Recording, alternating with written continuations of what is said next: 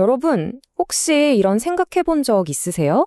어릴 땐 친구 사귀는 게 세상에서 제일 쉬웠잖아요. 근데 왜 나이가 들수록 인간관계는 점점 더 복잡하고 힘들어지기만 하는 걸까요? 마치 엉킨 실타래 같죠? 오늘 이 실타래를 풀어낼 아주 특별한 열쇠, 바로 관계 방정식에 대해 한번 이야기 나눠보려고 합니다.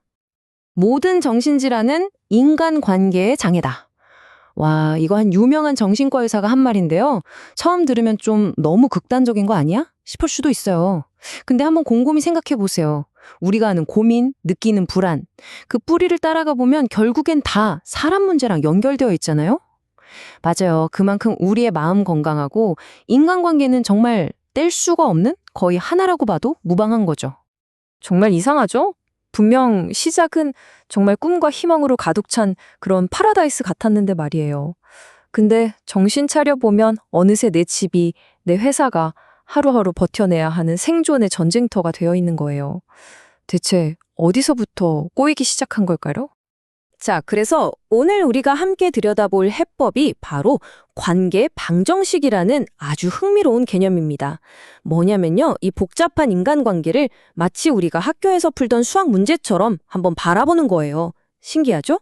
우리가 학년이 올라갈수록 더 어려운 수학 문제를 풀게 되잖아요. 그것처럼 우리 관계도 단계별로 차근차근 방정식을 풀어가야 한다는 거죠.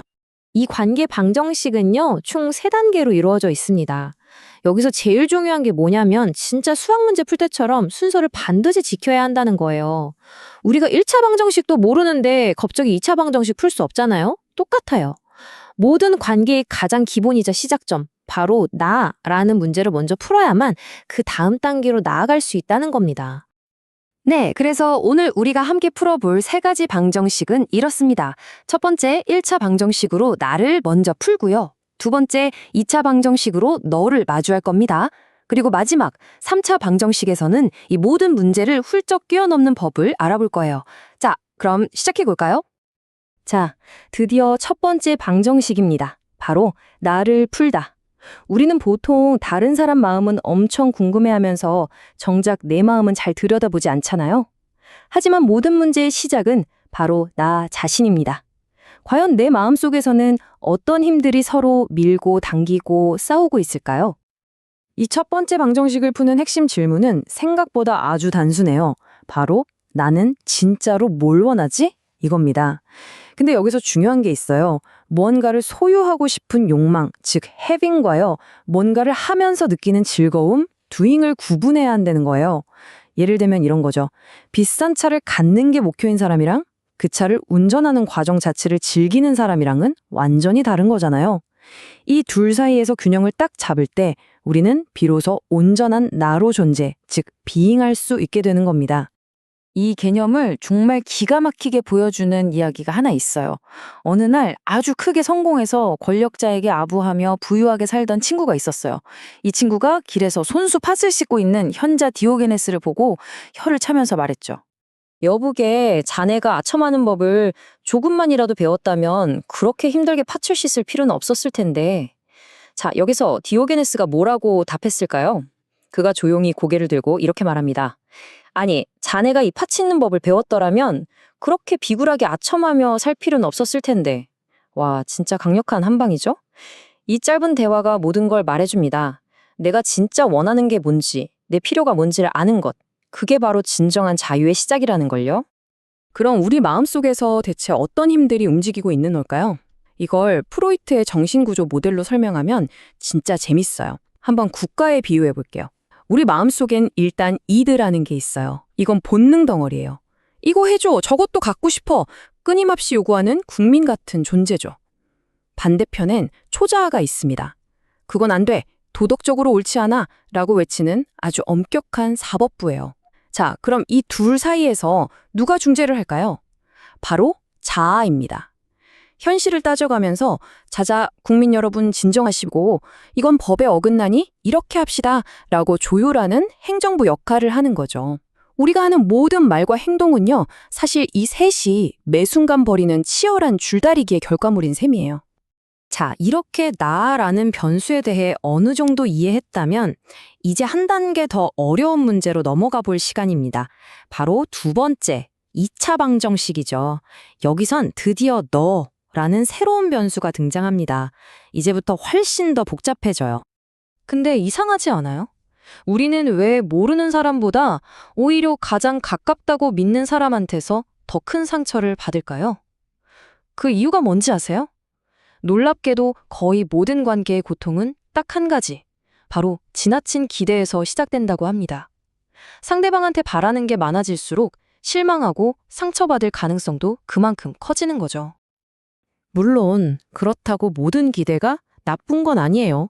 건강한 기대도 있습니다. 이건 상대방이 더 잘 되기를 진심으로 바라는 아무 조건 없는 이타적인 마음이에요.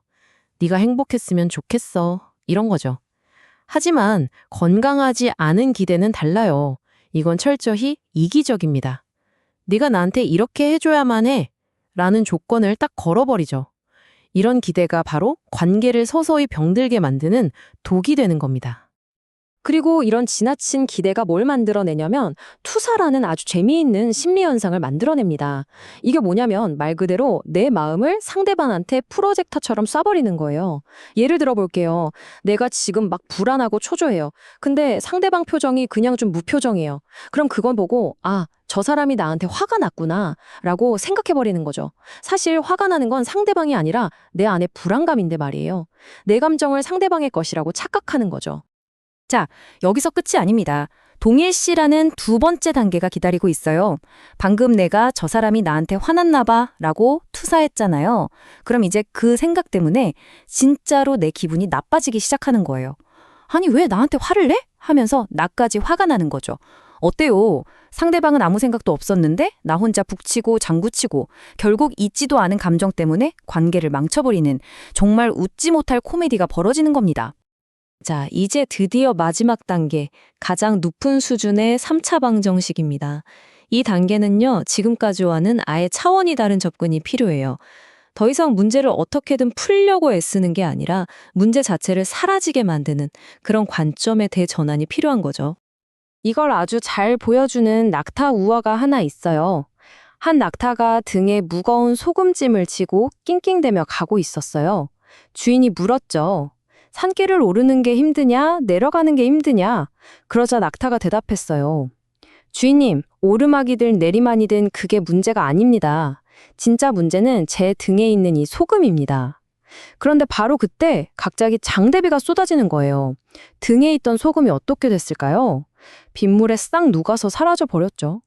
그러자 낙타를 괴롭히던 문제도 그냥 저절로 사라져 버린 겁니다. 바로 이것이 문제 와해의 경지입니다.